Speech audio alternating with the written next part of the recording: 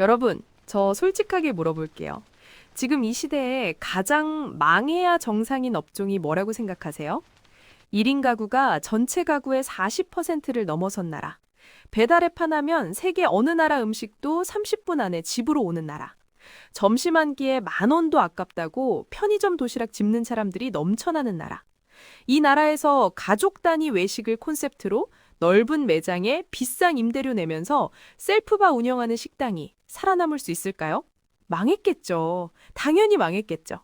그런데요, 아웃백 스테이크하우스, 작년 매출 전년 대비 2자릿수 성장. 애슐리 퀸즈, 오픈 웨이팅 기본 1시간. 사람들이 줄 서서 기다려요. 패밀리 레스토랑 앞에서. 여러분, 이게 말이 됩니까? 망해도 진작에 망했어야 할 곳들이 지금 이 순간 오히려 전성기를 다시 쓰고 있습니다. 도대체 무슨 일이 벌어진 걸까요? 오늘 그 비밀 처음부터 끝까지 다 파헤쳐 드리겠습니다.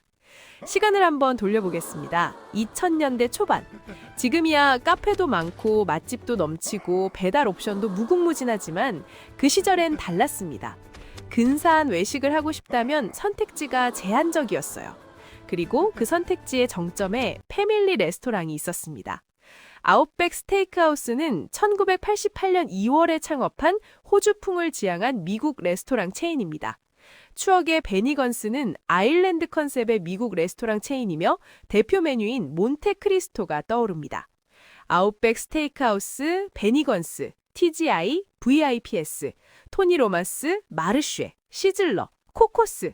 이름만 들어도 설레지 않으세요? 거기다 이랜드 이츠에서 운영하는 국내 브랜드 애슐리까지. 당시 이 레스토랑들은 단순한 식당이 아니었습니다. 특별한 날의 상징이었어요. 생일, 기념일, 합격 축하, 취업 기념. 뭔가 축하할 일이 생기면 자연스럽게 패밀리 레스토랑을 떠올렸던 시대. 샐러드 바에서 원하는 걸 마음껏 담아오는 그 느낌 기억하시죠? 스테이크가 철판에 지글지글 나오는 소리. 부모님이랑 같이 가서 오늘은 특별한 날이야 라는 말 한마디에 괜히 어깨가 으쓱했던 그 기분. 패밀리 레스토랑은 외식의 끝판왕이었습니다. 2000년대 중반까지 매장 수는 가파르게 늘었고 대기줄은 당연한 풍경이었습니다. 그렇다면 궁금한 게 생기지 않으세요? 이렇게 잘 나가던 곳들이 대체 어디서부터 흔들리기 시작한 걸까요? 2010년대로 접어들면서 한국 사회에 조용하지만 거대한 변화가 일어나기 시작합니다. 첫 번째 변화, 1인 가구의 폭발적 증가입니다. 결혼을 미루고 혼자 사는 사람들이 빠르게 늘었습니다. 그런데 생각해보세요. 패밀리 레스토랑인데 혼자 가면 어색하지 않나요? 4인 테이블에 혼자 앉아서 샐러드바 들락거리기엔 공간 자체가 너무 넓고 어색했습니다. 혼밥 트렌드와 패밀리 레스토랑은 구조적으로 충돌했습니다. 두 번째 변화, 외식의 다양합니다. 맛집 문화가 폭발했습니다.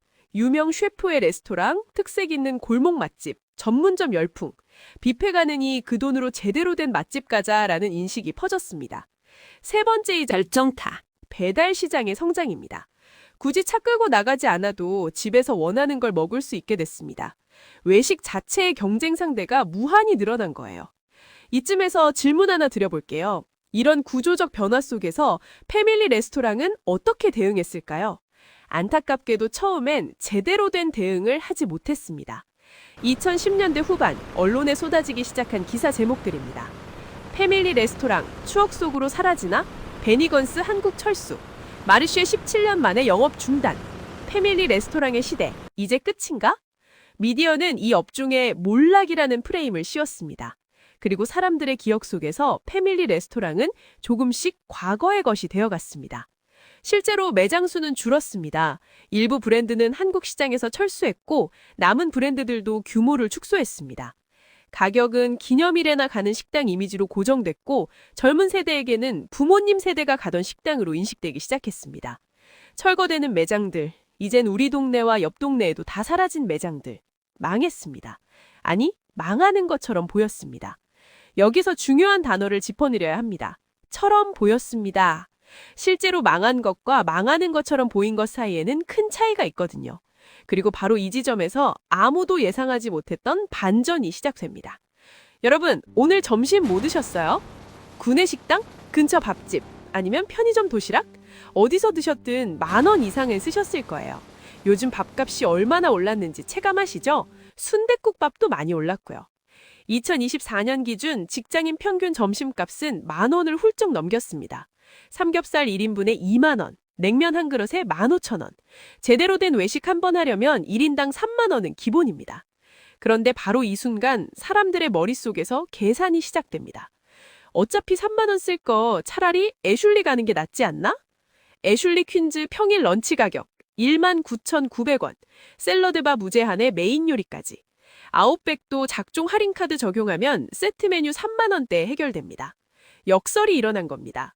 예전엔 비싸서 특별한 날에만 가는 곳이었는데 지금은 이 정도면 오히려 가성비 아니야? 라는 곳이 된 거예요. 물가 상승이 패밀리 레스토랑을 살렸습니다. 아이러니하죠? 그런데 이건 시작에 불과했습니다. 진짜 변신은 따로 있었거든요. 가성비로 돌아온 것만으로 충분했을까요? 아닙니다. 패밀리 레스토랑들은 그 사이에 조용하지만 근본적인 변신을 하고 있었습니다. 아웃백의 사례를 보겠습니다. 아웃백은 2010년대부터 전략을 전면 수정했습니다. 가장 먼저 한 것, 냉동육을 냉장육으로 전면 교체했습니다. 원가가 올라가는 거 알면서도 했습니다. 맛에서 타협하지 않겠다는 선언이었습니다. 그 다음 매장 구조 조정입니다. 수익이 나지 않는 매장은 과감히 닫았습니다. 대신 남은 매장들에 집중했습니다. 인테리어를 호텔 라운지 수준으로 끌어올렸습니다. 와인 앤 페어링 존을 만들고 조명과 음향까지 신경 썼습니다. 결과적으로 포지셔닝이 바뀌었습니다. 싼 가격에 배 채우는 곳이 아니라 돈 쓸 만한 가치가 있는 곳으로. 외식의 목적이 배 채우기에서 경험하기로 바뀌어가던 시대 흐름을 정확히 읽은 겁니다. 매장 수는 줄었지만 남은 매장들의 매출과 수익성은 오히려 올라갔습니다. 이것을 업계에서는 스마트 슈링크, 즉 전략적 축소라고 부릅니다. 그런데 이게 전략의 전부가 아니었습니다. 더 큰 수가 남아 있었습니다. 여기서 질문 하나 드려볼게요. 패밀리 레스토랑이 왜 항상 독립 매장이나 한적한 곳에 있었는지 생각해 보신 적 있으세요? 넓은 주차장, 큰 간판, 차를 끌고 일부러 찾아가는 구조였습니다.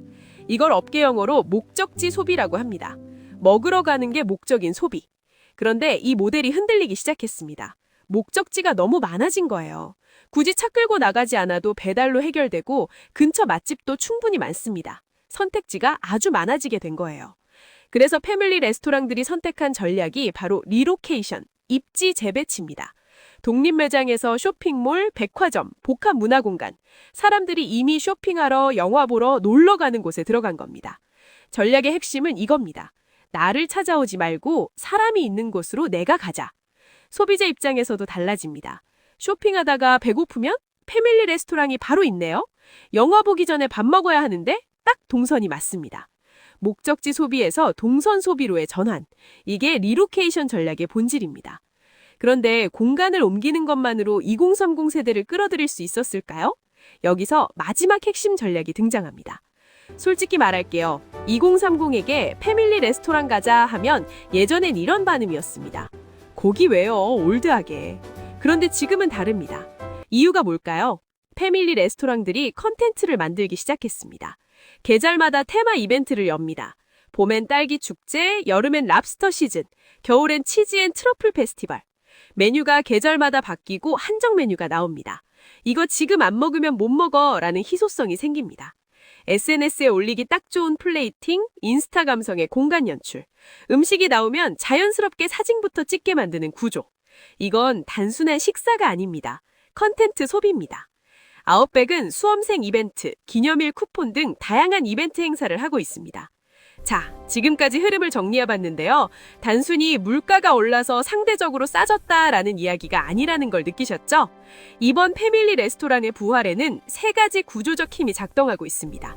첫 번째, 물가 상승이 만든 역설적 가성비. 외식 물가 전체가 오르면서 한때 비싼 곳이었던 패밀리 레스토랑이 오히려 합리적인 곳으로 재포지셔닝 됐습니다. 소비자의 기준선 자체가 바뀐 겁니다. 두 번째, 소비 양극화 시대의 프리미엄 전략. 요즘 소비 패턴 보면 초저가 아니면 프리미엄으로 나뉩니다. 중간은 애매합니다.